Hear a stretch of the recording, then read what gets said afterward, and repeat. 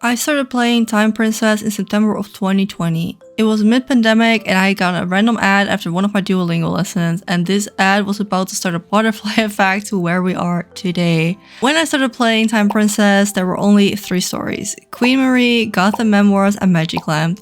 The idea of a 3D fashion game amazed me because I had never seen anything like it before. I was always a really big fan of the stability games on the DS, and I was hoping to find something more modern and fashionable for me to play, and I felt like this was the one game for me. I played Love Nikki when I was younger, which was by far only popular other fashion game out there at the time, but it was more of a cartoony style, and the 3D elements of Time Princess drew me in. I loved reading all the different types of stories, dressing up, and chatting with others, and I was hooked. I started looking for community, others that played the game and I could share selfies and fun with. Besides the Discord server and the subreddit, I was kind of disappointed that there weren't any YouTubers out there, and it kind of confused me since I thought this game is like everything, so why aren't there more people that feel the same way as I did? So I did the one thing that I learned best in life: if you can't find it, make it yourself. So there I went, uploading my first Time Princess video in March of 2022, and the rest was history. My passion for the game grew as I started making guides and finding community in others and doing pools. This was by far my favorite part about all of it, is getting to talk to others who are like me and like the game as much as I did. But a lot has changed in the past 4 years, and I don't think I feel the same way as I once did. This game is without a doubt one of the most story-rich fashion games I've seen to date, and this game is basically based around your main character entering all of these books and making choices in each book to decide the fate of your character and all the side characters. And I really think the diversity is good. Like, you have the historical, fantasy, mystery, futuristic, and like many more stories. The more the game grew, the more fun it became to read as well, because you have so many different ones. I have read almost all of these stories, and while not every were a win, I do applaud the different types of stories. However, the quality of these stories would slowly go downhill, and it was hard to know if the story was going to be good or just like a jumble of characters in the book. And the frequencies of the releases would slow down, as much so that one of the latest stories took over 3 months to release. And I think that's way too long for a game that marked itself on these stories, that being the main thing. And you could argue that in those months they did release some side stories, but personally these don't really hold my attention that well, as well giving us some limited type stories which all came with their own limited crafting outfits.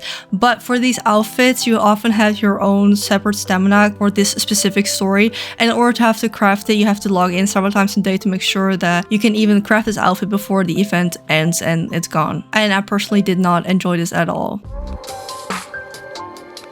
In April of 2021, Time Princess announced their events for the month. Until now, most events would include one paid outfit and one free outfit to keep it free to play friendly. However, this month it changed and both sets were paid. And not only were they paid, but they were also generally expensive. So for both outfits, it would come around 95 euros, which is a lot. At this point in the game, I feel like there was a really strong sense of community, and people decided to start a boycott. So posts on Reddit and Discord were all about how they should have to lower prices, but in the end Time Princess didn't change anything besides just deleting comments about it, and nothing happens. Now fast forward to March of 2022, so a year later there was a new event introduced called the Carnival Feast, with the first outfit to include wings. This is a completely new category we have all wanted for a very long time until this point, and wings are something that should have been honestly in the game for a long time, and Time Princess knew this about the players, so they decided to really go all out and monetize the hell out of this, as they should, to be honest, because they're a company, but this was just too much in one go. The Carnival Feast event is basically a facade gamble where you have to open boxes in the hopes of opening the item instead of random materials, but besides the terrible pull rates for some of the items, a lot of the set, including the wins, could only be obtained after opening all boxes, and to open them all, the whole outfit would be around 150 euros, and this sparked complete outrage since this is the greediest event we had yet seen so far in the game. However, again, Time Princess did not care, and until the day of recording, we've had another 11 Carnival Feasts. It's safe to say the longer the game has been around, the more Time Princess has been experimenting with all these different types of events just to see what works and probably which one is the most profitable. I could have gotten a lot more specific about each event, but from a long player standpoint, I just like where we have gotten. A good example is one of the latest events, Fairy Tale Encounter, where it's just basically putting charge into the void and in return getting another currency. And it's not even gameplay to me anymore. To complete this whole set would be around 70,000 diamonds, which is too much for especially how often they put out these events. events. Speaking of how often they push these events, having a look at the past few months, I see a pattern of 1 or 2 really expensive events going on that are really not free-to-play friendly. The Wishing Journey with only a really old set that I already have most parts of or already completed, and then just buyable packs that they just put out there to make it look like it's an event but you're just buying something. That's the same for the Time Atelier, which is just another shop inside of the game to let you buy old fashion views or old paid outfit events that you may have missed. And this alone just is like 4 or 5 slides in their monthly announcement of their events. And honestly, this makes me really sad because looking back in 2021 or 2022, everyone cared so much that we all got together to boycott. And at this point, people are just letting it go. They don't care anymore. And I think it's because deep down, we all know that they wouldn't change anything. On top of these crazy events that can be literally hundreds of euros to complete, they started adding items in each category, so it makes it even harder to complete, and a chancing of pulling some jewelry piece or socks over a dress is way bigger, and I just don't see the fun of that in needing so many items in one outfit. It just seems like greedy to me. There's also zero regularity in free login sets, as it seems to be kind of when they feel like it. In the past, these login sets would be blueprints, which would be really expensive to craft, but fortunately they did change that to just like in logging the items once you log in, and this has been nice. However, it's clear that it's literally at the bottom of the priority list since they have zero consistency of when we get a login set or not. Personally, I think there should always be a free login set going on just to keep players coming back and as a way to say thank you to your core community that keep your game afloat. There are so many other games that do this, and I don't think Time Princess should be letting this one slide.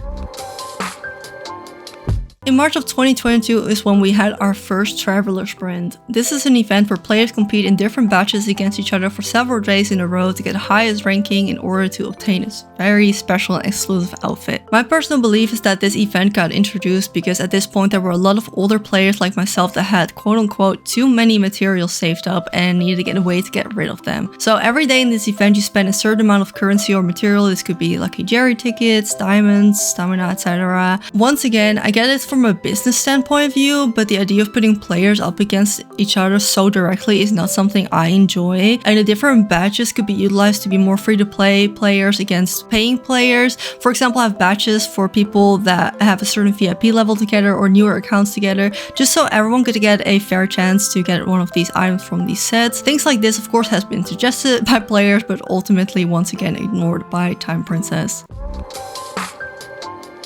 I feel like Time Princess very much started out as a single player experience because you read the stories and you experience your characters and make your outfits how you like. You could befriend people, but there wasn't much connection between it besides the world chat and just societies. The world chat is a whole experience of its own, but in the past few months there started to be an epidemic of bot accounts in all chats available. Once again, it seems like Time Princess is turning a blind eye to these, and the bots completely ruined the chatting experience. Besides not many people being that active anymore in general, it just makes it so hard to talk to others in games without being interrupted by a literal bot. Then you have societies, which can be active and inactive as you prefer to play. I've been in a highly active society for a long time, but it was a minimum for the daily quest wall in order to remain active. I didn't mind doing these things, however the quest here also became expensive because tell me why. There is an earn daily VIP, like there's something like we're all doing every day, because VIP means spending money, which I don't think should be a normalized thing or something that is in this quest to have in there. Also, refreshing this costs gems, and I've had it that the VIP came back several times during these refreshes, and I know this is a very small detail, but it adds to the bigger picture how badly they want you to spend money. If you look at competitive games like Shiny Nikki or Life Makeover, these games use a sense of community without monetizing this. Having some sort of platform within your game where you can post pictures and comment on others is a great way to keep the community alive and players connected, and that is something I really miss in this game. I don't mind being a single player game, but then they should have committed to the single playerness and not having things like the Traveler Sprint, in my opinion. Once again, let's fast forward to May of 2023 and Mysteries of Santiago got released, and this book is about a cop in a small town with a volcano, and there's all this mystery stuff going on, and one of the longest stories I've gotten in a while with 5 chapters.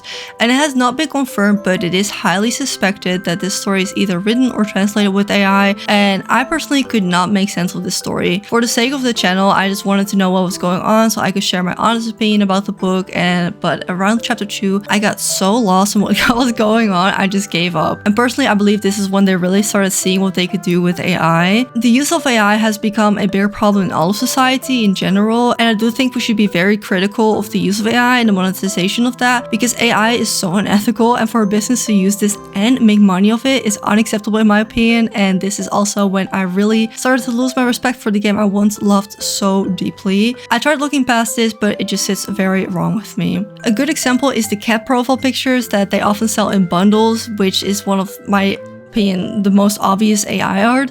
Others would include some of the wallpapers, some side characters in stores just look a little bit too off, and honestly I don't think we should be accepting a company that uses AI this much and charges more and more money for this outfit while seemingly not hiring any artists anymore. And it's so sad and it makes me really angry.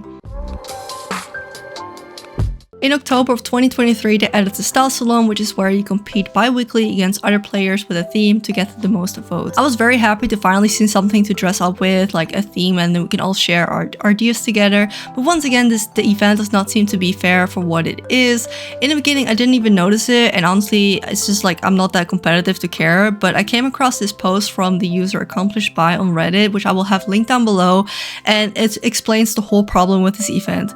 So what it comes down to is that there are many people that could use the same outfit with the same pose and the same filter, and yet the amount of likes between them is so different. It just all comes down to luck of how many people see your post and then get to vote on it. So just hoping you get enough likes. Like there's no control, no matter how good your outfit is. And in the post and in the comments, there are a lot of solutions offering which seem like simple to implement. For example, giving us an unlimited amount of skips on votes so you really vote on your favorites and you can see more of the items, or just giving all items an even amount of views to players.